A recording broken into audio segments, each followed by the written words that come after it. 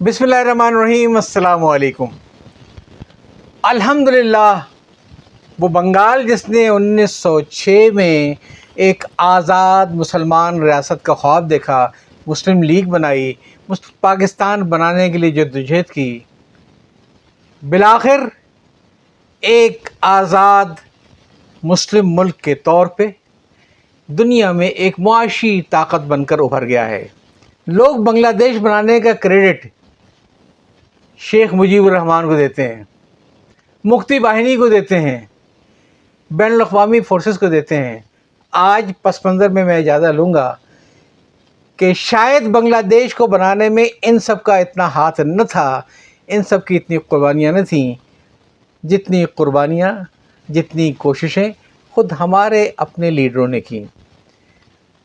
کچھ پردہ نشیوں کے نام ایسے آتے ہیں کہ اگر بتاؤں گا تو ممکن ہے کہ وہ فتنہ کھڑا ہو جائے، تو چلیے آج میں اس میں سے آغاز کرتا ہوں۔ بنگلہ دیش کے معماروں میں پہلے معمار جناب ایوب خان صاحب، صدر پاکستان۔